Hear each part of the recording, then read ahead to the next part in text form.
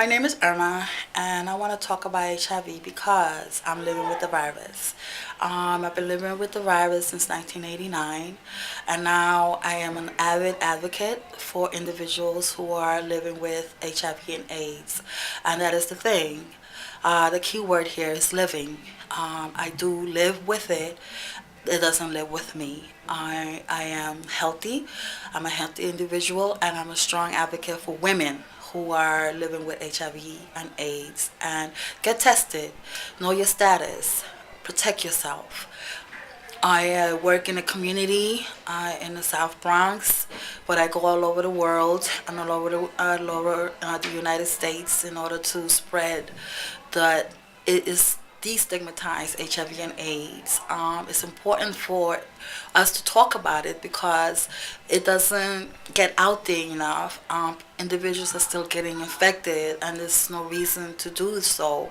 A lot of the um, sexual behaviors that we have is deep rooted, and for women it's very hard to negotiate condom use in relationships, and especially any relationship it's very hard to negotiate condom use.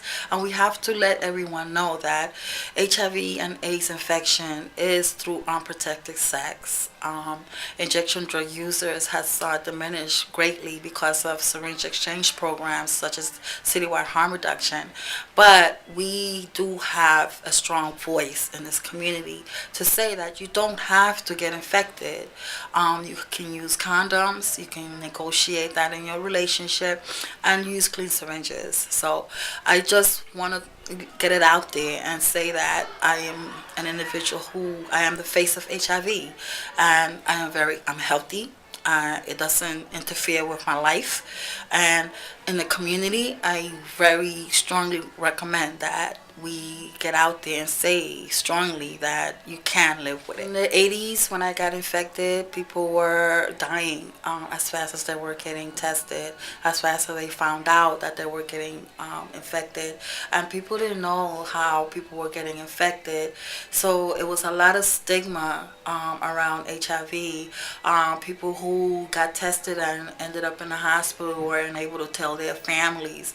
And when you visit them in the hospital, you see the trays, the food trays lined up in the hallway, and it was like it was considered a gay disease, and people didn't understand that the main infection rate was unprotected sex and dirty syringes, sharing of syringes. So it was really sad to see that so many individuals passed away lonely in hospitals with no one to care for them. Didn't want that your last breath was alone in a hospital room, cold, and no one touching you, no one saying that they love you.